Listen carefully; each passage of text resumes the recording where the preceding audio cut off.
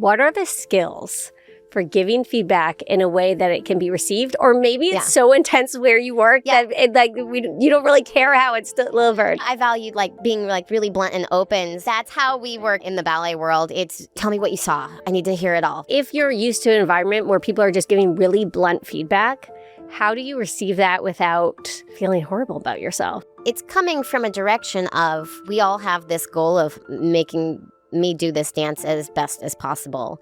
And they respect you as an artist, and it comes out of a place of respect and honoring all of the work that you've already done and just trying to help you continue to grow. But are you taking it personally or no? No, the way you're taught as a ballet dancer since you're 8 years old to literally hear about a correction and to say, thank you so much. I kind of love this. I need to learn this tip. Yes. Because usually when people give me a correction, I'm like, F you. Don't you ever say that. Students will be upset if they don't get a correction because it meant that they didn't get attention from the teacher. Oh, interesting. Yeah.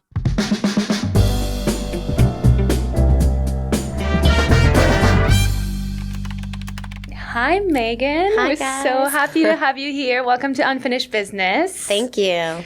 I'm so glad you came here today. We met a few months back. I remember the first time I met you on set at the New York City Ballet. We were doing a collab with New York City Ballet and Hulken, it turned out, it really was a dream shoot for us.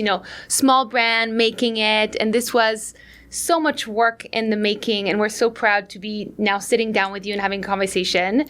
You've been a principal dancer at the New York City Ballet for a long time. I would love for you to start off by just introducing yourself, telling us a little bit more about you, about all the things that you've done, because we'll get into it. But not only are you a principal dancer, but you've written a book. You did your MBA at NYU Stern. You have 3 kids, including twins. Oh my God. I mean, you have a lot to share that's truly inspiring. So thank you for being here, and tell us about you. Thank you so much, guys. I'm happy to be here. So I'm originally from Utah. Mm-hmm. My parents weren't dancers. My mom was a dietitian. My dad worked for the wildlife department in Utah. And I think my mom always appreciated dance, like Fred Astaire and Gene Kelly. So she took me to a tap class. She saw me dancing around the house. And truly, one thing just led to another. Each year, I'm enjoying this. Okay, let's take it one step more. I'm enjoying this. And found my way to New York at the age of 16 to study full-time at the School of American Ballet. So I don't know if your audience would know, but most ballet dancers in really big companies have to commit to a company before they're even out of high school. They kind of have to move to the school of that company and then train there in the hopes to then get a job there. So, I mean, I moved at 16, but there were people that were even there even younger than me. So you moved to New York City, age 16. Yeah. From Utah. Yeah, I went to professional children's school to finish high school, and Scarlett Johansson was in my class. Jack Antonoff was in my class. Yeah, it was a cool experience. So cool. Obviously, their stars have grown even bigger since then. I didn't know exactly where we were all going, but it was a bunch of bunheads and some actors, Yeah. So that was a cool experience, and I felt like when I finally moved out here, I found my people. I'm not Mormon. I grew up surrounded by these very religious, communities and wonderful people, but I just didn't fit in through all of, junior high and high school. It was hard for me, and I've just always felt like at home here and lived here most of my life now. So a year after being in the school, I got into New York City Ballet. Wow. And I had this really quick rise. I was an apprentice for 1 year, and then a year and a half into being a core member, I got promoted to soloist. Wow. And then 11 months after being promoted to soloist, I got promoted to principal, which is like the highest rank in a ballet company. That's crazy. So 2005. So it's been 20 years as a principal. Wow. And is that standard? I mean, that sounds like outstanding. It's standard once you become a principal to stay until my age, and I'm 40 now. I'm going to retire in a little bit. I haven't formally announced when, but it's not standard to get promoted at 20 after you joined the company 3 years before. So it was a lot of crying and a lot of stress, and that's actually why I wrote the book I wrote, because I look back on my 20s and those years of development, and they were painful and difficult, but I got out the other side in one piece, and my sanity, and I teach at the School of American Ballet. I'm on the faculty there, and I see these young kids going through the exact same funnel that I went through, and I remember so vividly what it feels like, and I don't want them to have to feel the way I felt. So that's kind of what my book is about. I met with a junior editor at Penguin reached out to me and was like, I had done this little podcast trying to like debunk the myths of the ballet world for parents and their kids. And she was a marathon runner, and she was like, your advice is like really helping me out, and I'm not a dancer. So tell us the advice. Tell us the advice. Okay. And obviously you can't tell us the whole advice of the book. Okay. Everyone has to go pick up your full book. It's called The Ballerina Mindset, and it's like a quick guide to, being in competitive fields and coming out, sane and mentally healthy. And I totally even forget the byline of my book right now. But each chapter is a difficult experience that I went through in New York City Ballet, and how I came out of it and seeing it now from this viewpoint, what I would, say to my younger self, basically. Yeah. And what would you say? And it's all very universal advice too. I mean, there's a chapter about perfectionism. I know we were going to talk about that. What I, have learned about that is that, especially as a ballet dancer, we wouldn't get as far as we've gotten if we didn't have this trait in us to have this perfectionism. And it's really, it can be such a downer. It can pull you down, and it can make life really hard because you're never satisfied with yourself. Wow. And so it kind of haunts you, and you have to find a way to make it work for you. And so I've tried to learn when to turn it on a louder volume and when to turn it down. Right. When does it serve you and when does it not? Exactly. And so I kind of use it as a tool for that. I don't see it always as a negative. So for dancers, when we are in the studio, we are taking apart everything, and there is a rep director at the front of the room that they've taught us the steps if we didn't already know them from a previous season, and then they're giving us corrections. And being a ballet dancer is about constant feedback. You never are perfect. And we're always striving towards this ideal arabesque position and the ideal pirouette and everything. And so they're there to give you that feedback, and you have to be really vulnerable and open, and you have to have that major attention to detail that perfectionism lends itself to. But then, at the end of the day, you have to go and perform for our audience of 2,600 people, and you cannot do that successfully if you're still in that analyzing, vulnerable mindset. You have to kind of close your lotus flower and protect yourself and be, in this very confident headspace that's very different from if you had that kind of confidence in the rehearsal room, you wouldn't grow. Yeah, you wouldn't. And that happens to a lot of dancers. It's hard because so at night, then we performed, and you're in this confident place. The next day, you come into the same space, the same theater, and you have to shed it again for a minute and work on everything again. Yeah. And that's something to get used to. And I had a vivid memory at one point. I was like, I had performed something only a couple times. It was the first time I had done it, and we had only rehearsed it for a week. But in my mind, I was like, but I performed it already. I know this. Yeah. And she was picking it apart, and it made me realize this is a never-ending process. Yeah. And now at this point, I've been doing these ballets for 20 years. I'm still working on them every day like they're brand new, always adding on. Yeah.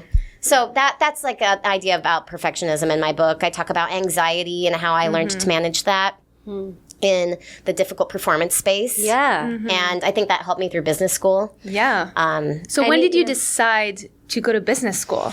So that is also another chapter of my book, the story of how I wanted to keep my life diversified and also how it's also involved with how I had learned to deal with stress. So very early on, having the responsibility of being a principal dancer and your name is in the program, not as an underdog, but as someone that, I paid a ticket to see this high of quality. And I was so young, I didn't feel that I consistently had that yet. My boss saw it in me, but I did not have it in me. And I was constantly doubting myself, overwhelmed, and literally only deriving my strength from the fact that, they cast me, they must believe in me. They've seen lots of dancers come in and out throughout the years.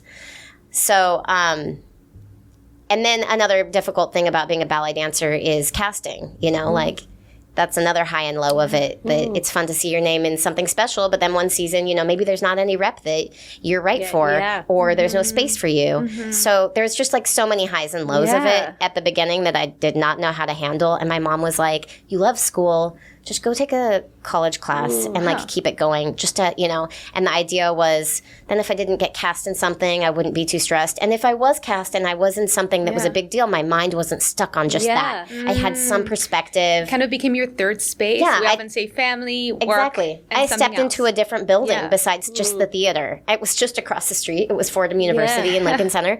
But it really, really served me. So I spent 15 years doing my undergrad while being with New York City Ballet. Wow. And I just took my time with it because I was like, what am I doing this for? I already have a job right now. Yeah. And I majored in math and economics. Wow. Just because that's what I liked. Yes. And that's why I went to business school. My husband was like, I think you would enjoy this. And the math degree and the economics degree lent itself to that. And so now I'm kind of like looking, maybe I could be best served in my ballet industry to work on the administrative side. So that's how we met. Transition into that role, Yeah, I was doing an internship with the administrative side of New York City Ballet while still dancing there. So it's funny, while you were talking about the highs and lows and getting this really tough feedback and then having to perform, I was thinking about fundraising, right? So when you have a startup, you're constantly pitching the idea. Yeah. And you're going to get so many no's. So much harsh feedback. Such harsh feedback. All the reasons of like why you can't do it, why it's a bad idea, but then you have to go and put on this really brave face. And I was thinking like, wow, like how you're describing this journey of this whiplash of like great feedback to negative feedback, from being on stage, like closing that round to not. Yeah. And I guess when you're like, I'd be curious to know how do you manage the anxiety around that? Because it is something that I found really challenging with having a startup, and I actually started really resenting investors because I hated having to pitch and feel like a monkey in a way, and then get all this critical feedback from these investors. Well, first of all, let me just say, I went to business school, but I don't think I have an ounce of entrepreneurship in me. And I am in awe of anyone that does that. And it was one of the themes of business school, that it is such a hard thing, that it is an endless pursuit and exhausting. And you can do it, but you really have to have a lot of energy for it. Yep. So let me just say, I'm in awe of you guys. But teach us the tricks. We need to know. Yeah, we need to know. We can't leave this room until we know.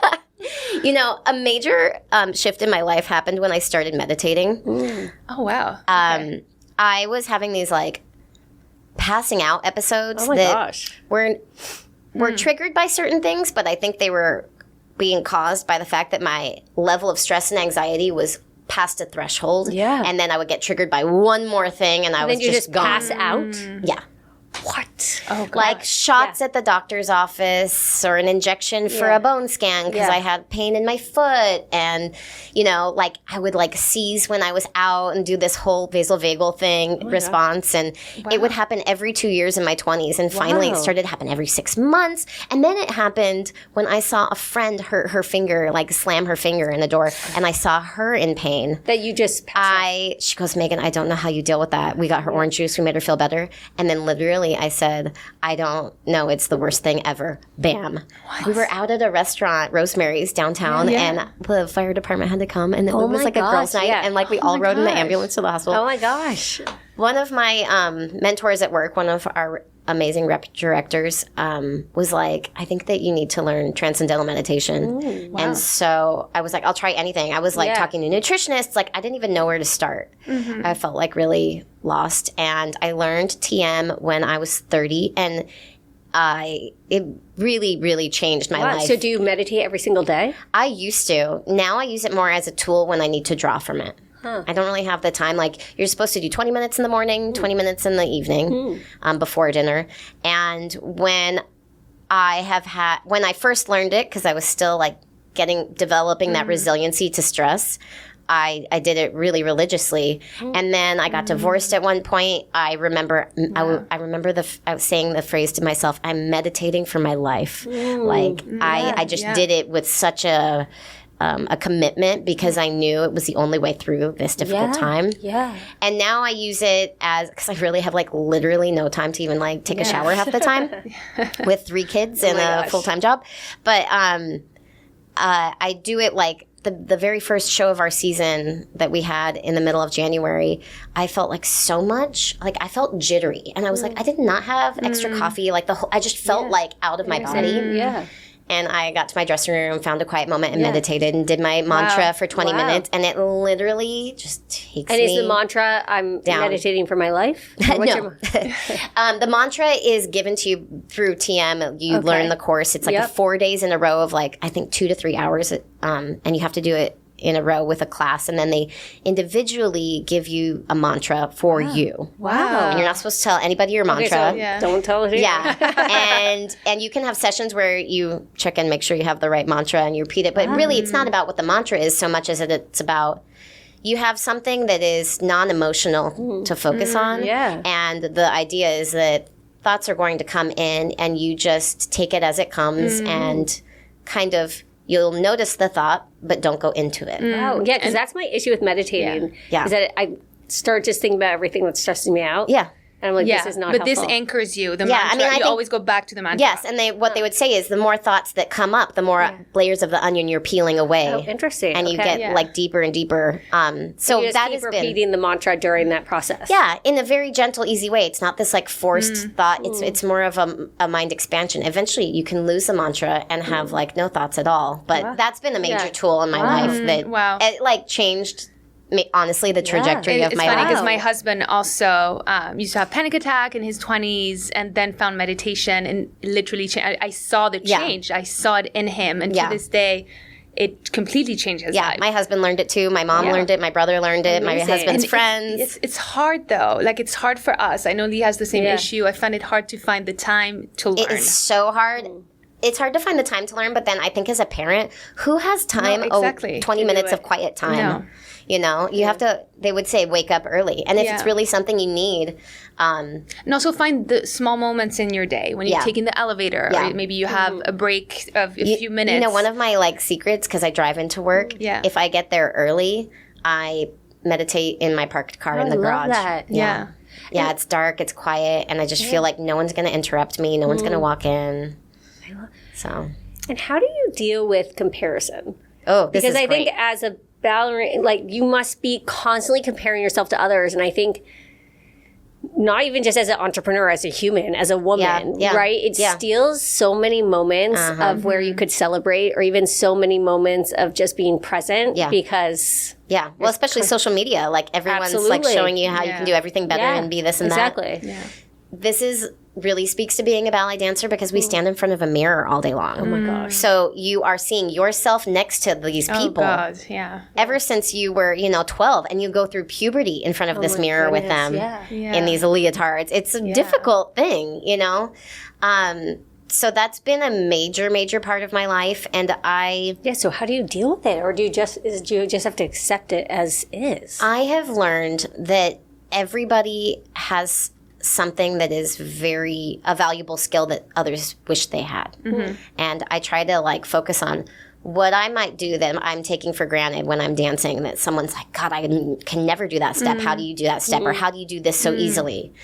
And I could easily be like, why am I not taller? Why don't I have that person's long legs? Why don't I have their extension? Or, I'm a shorter dancer, but that brings a lot of things to me. I can move really quickly and efficiently and there's a whole array of repertoire that I have at my disposal because I've specialized in this way. And so when I have moments where I feel like I'm not measuring up or like, God, this person can do this. And I don't like to do that step. I focus on, I know that I have things that they don't have. Yeah. I've been thinking of sharing this on my Instagram recently, just the thought that no one has everything in terms of a skill set, in terms of an aptitude. And we all have a different mix. And I think really honoring what you've been given and what is easy for you and celebrating that is kind of how I power through the comparison thing and remembering that the people that I'm might be idolizing in that one moment, they don't have it all either. And so it's like a real, you know, backwards way of thinking and wastes time. So I always also tell my students, like, focus on your potential, not like you're in a, I think I talk about this in my book, like okay. Have you seen Hamilton? Yes. There's that song, The World is Wide Enough, for both Hamilton and me, that line that he says. And literally, when I saw that for the first time, I burst into tears hearing that because it really spoke to me in terms of a competitive environment.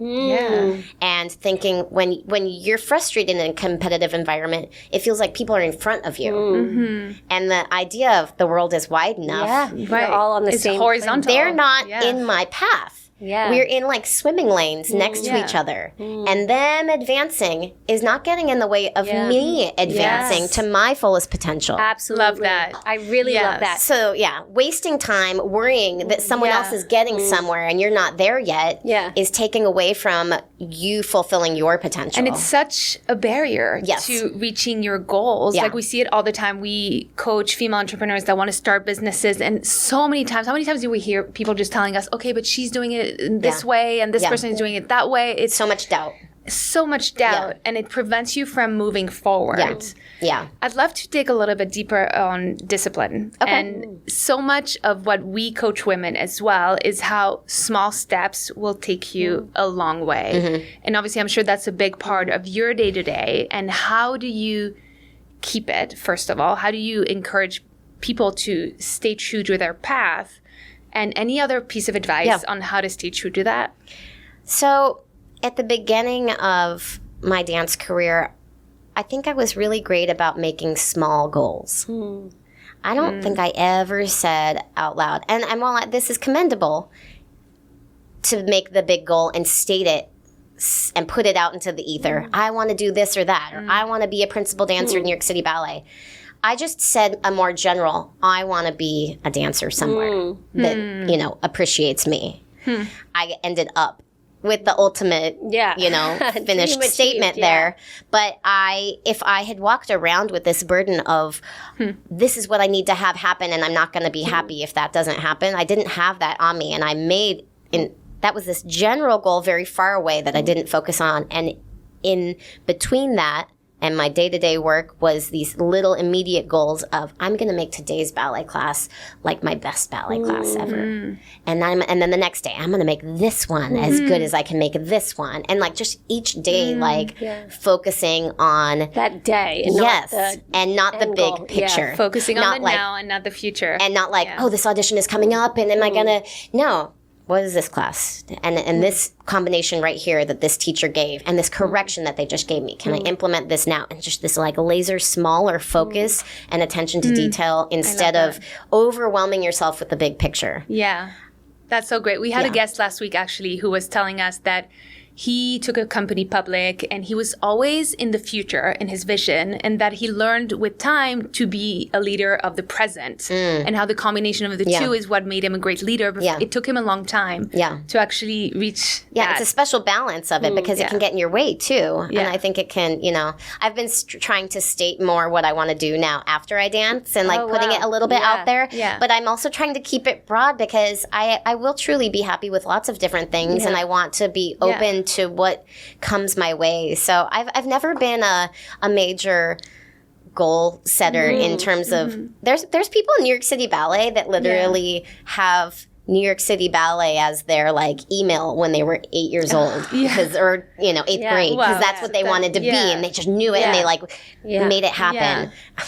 I didn't even know about New York City Ballet until I ended up here in New York, and so I don't know. The smaller focus has worked for me, and that's kind of like, that's why I ended up in business school. It's like, I did dance because I loved it, and I didn't question where it was going to take me. Yeah. And you never know what's going to come your way. Yeah. And with math and studying math in my undergrad, I just was like, well, I did ballet because I enjoyed it, so now I'm going to do this because I enjoy it. I don't know where it's going to take me, but I think it's good to follow your, the things that inspire you and give you life and give you energy. I mean, I'm nerdy. I love but that. math did that for me. Yeah, because you just know? followed your passion and you enjoyed waking up every day and doing what you did. Yeah, it makes it so easy. It's not, Yeah. when people introduce me and state my bio and stuff and all of the things I've done, it stresses me out because it sounds like a lot. But it's literally just, I've just kind of created this life and world where I'm just doing the things that I love. Wow. Right. You're lucky. A lot of people don't have that. I mean, I'm very grateful that I've had that opportunity to be a ballet dancer and do this thing that was just like an after-school passion.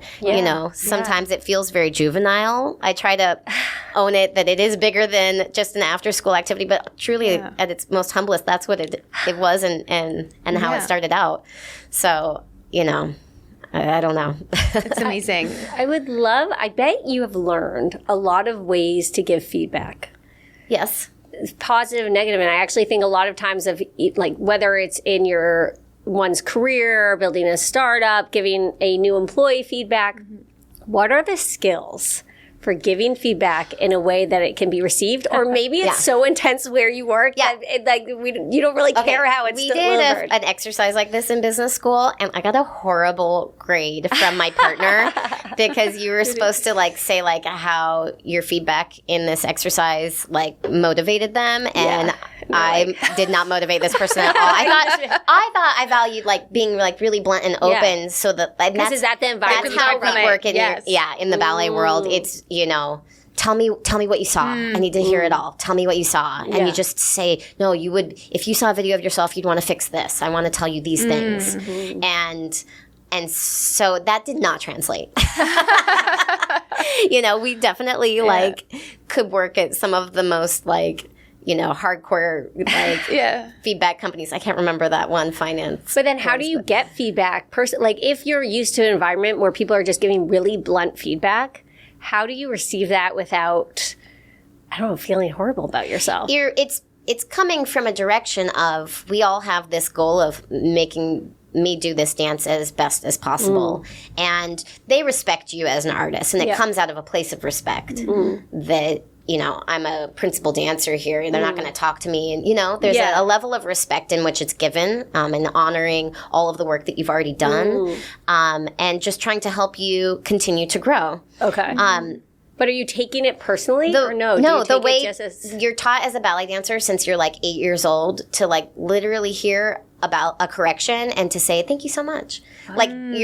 And I don't know if this is true. I kind of love this. I need to learn this tip. Yes. Because usually when people give me a correction, I'm like, F you. No, don't you ever say that. Students will be upset if they don't get a correction because it meant that they didn't get attention from the teacher. Oh, interesting. Got it. Wow. So that's but it's pretty amazing. It's this ever-evolving learning journey. Yeah, constant. That you're fully embracing. I mean, I've come to moments where I thought I really figured this out. I did that part so well. And then my rep director comes backstage. She goes, you fixed everything. That was so great. Now let's work on your bow. And I was like, oh my God, it's never over. Yeah. But I then learned to have respect for that. I mean, it's just a weird thing to realize that the work is never over. I love it. And one other question about, even just being in this dynamic and thinking about work and building a company are the different personalities. Yeah. And having to really be a team member. Yes. With strong personalities and everyone's passionate about what they're doing. Yeah. And everyone's very motivated and ambitious. Yes. So how do you do that? That is a ballet company to a T. Okay. Everyone is there as an individual artist, but then we're also all working together as a team as well. So everyone has their own individual careers that they want to get promoted and they want to be the soloist or the principal out in front of everyone and get their opportunities. That's what everyone's working towards. But it's not going to happen for everybody. And then we also have to put on a good show where we all have to, even as a principal, I have to be in line with people and, So fall in line. How do you do that? How do you navigate big personalities? Yeah. And what I do is I respect that it's coming from a place of passion. That, when people have a big personality, it's because they really care. Yeah. And so I try to give it some grace with that. But, one example is, we have a difficult time sometimes speaking with our conductors because they're in charge of the whole orchestra. That's another team moment. Yeah, of course. They're in charge of the whole orchestra. They have that job. And then outside of that, we have to be able to have tempos that are danceable. And sometimes we have opinions on that, and we'll have a back and forth about it.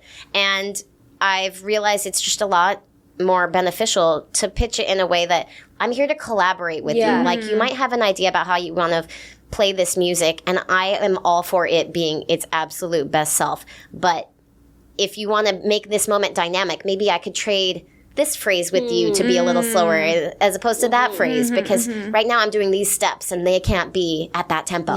This kind of like a collaboration. And feel like we're on the same team. I just feel like you have all the skills to be an entrepreneur at this one. Everything you're saying has the exact same parallels that we've lived through all these years.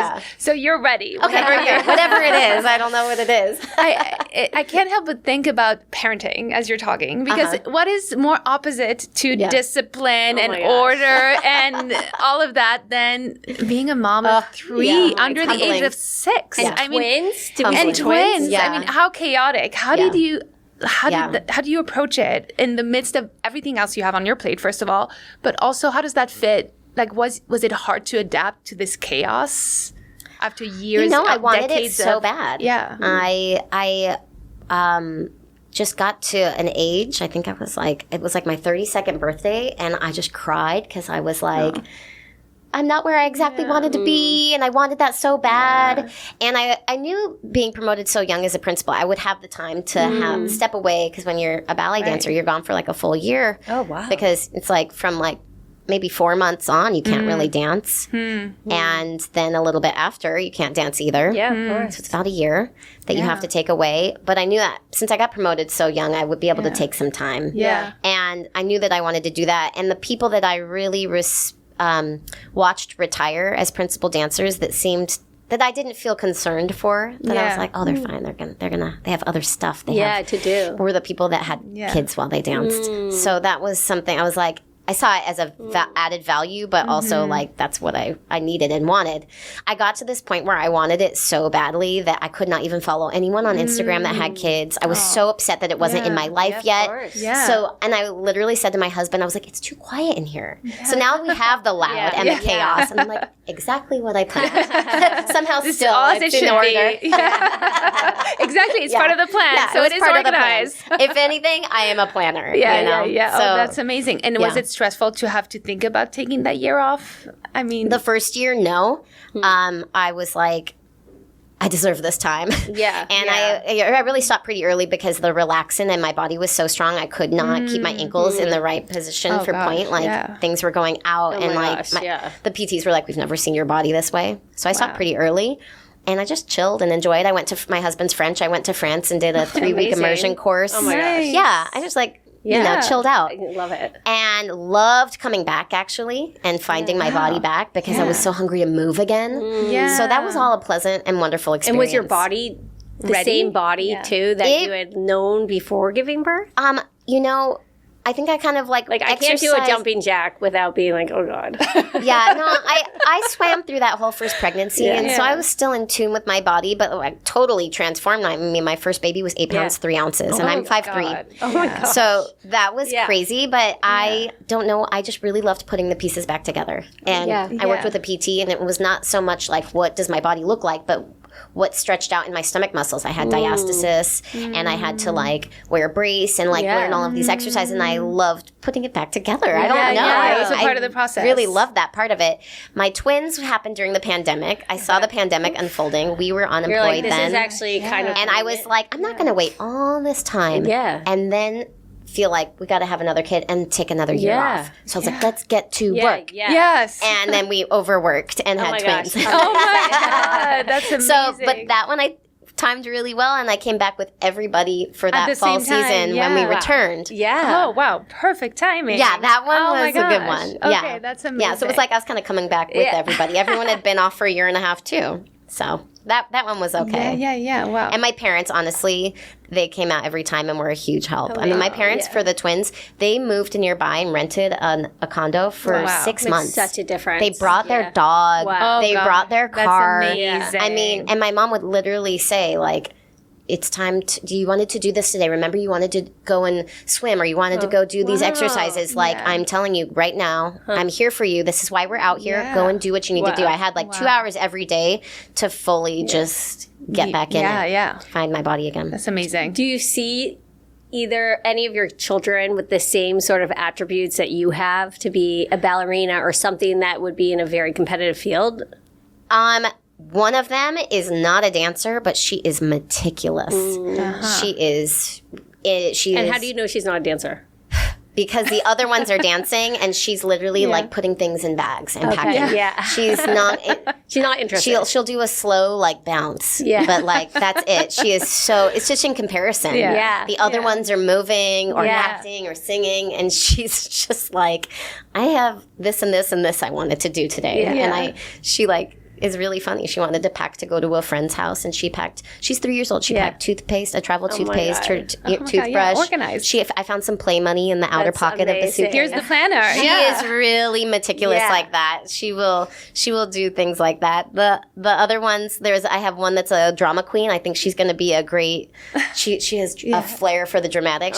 She's maybe like an actress or singer in her. Maybe just like for drama in school. Nothing huge, but to enjoy the arts, you know. And then the other one, we thought she was so uncoordinated, but she's the mover. And she likes to get funky. Oh my gosh. She's been killing us. I love it. Hears music and she just starts getting it. She kind of dances like Elaine on Seinfeld. My kind of girl. So, no one's going to necessarily looking like they're going to go towards the ballet. So you're a mom of 3 girls. 3 girls, I tried to put them in some ballet, but they were like, they weren't into isn't it funny? You know? My husband is a drummer, and he's always feeling very self-conscious about it, about pushing the kids in that direction. So now our eldest is actually drumming, and he's always saying, I didn't push him. Disclaimer, it's not from me. They're finding it on their own. Exactly. So we're almost at time. Okay. And I would love if you were to speak to your daughters or any other woman out there looking to build their ideal dream career, what would be the one piece of advice that you would give them? I think for women, especially, I mean, as I've gone through a journey of like trying to network and find my way in a second career, I have been surprised how emotional I get when I got connected with a CEO of, some consumer goods thing. It was like sugar substitutes, but someone was like connecting me to people and helping me, and she was just such a well-spoken, established woman and in charge of her own space and company, and just her talking to me made me emotional. And I found through business school, I really was, I loved all my teachers, but I was really drawn to the women. And I think that having that example is so important. So I don't know what advice I have, but I know that I feel comfortable when I see other women doing big things. And I very much pay attention to other female leaders, especially in my space in the ballet world, and how they deal with it and what people think of them. And I'm rooting for them, but I'm also like, gosh, we don't get that many chances. You got to do it right. I'm like kind of passionate about that female leadership mentor. Like when someone leads well as a woman in a space that's not usually, given those opportunities, it just means a lot to me. And I get like, And you are one of these women. I mean, you are so badass. You're so inspiring. And I'm so excited we'll be able to share some of your wisdom with our audience. So thank you so much for being here today. I have one more question. So you're also a teacher, right? Yes. And what is your advice for the students in that room, right? You must have one piece of advice for those perfectionists. Right, or the ones that are being competitive. What is that? Hard on themselves. And hard on themselves. I'm almost crying sometimes. So what's your words of wisdom that you typically share with your class? I tell them that everyone blossoms at different rates. And just because you see someone getting an opportunity or advancing, it doesn't mean it's not in the cards for you. And I see it in the company all the time. People will get promoted, and the people that were just underneath that and on the edge of it, almost being picked to be promoted, lose so much steam. And they oftentimes will even leave the company or stop putting that work in. And I tell them now, I'm like, you were right there. Don't miss out. This is a game of survivor. This is not a game of, and just stay in it. You are in line. If it's not you, who else is it going to be? You got to stay in the game. Yeah. And it's the same with building a startup. So true. Yeah. All the no's you keep on going. All the no's you keep getting put down. It's all you endurance. have to keep going. Yeah, it's endurance and resilience. Yep. You guys are amazing. Well, you're amazing. Thank you. I feel inspired. I have to go become a ballerina. But thank you so much. Thank you, Megan. You guys. Thanks so much. Perfect.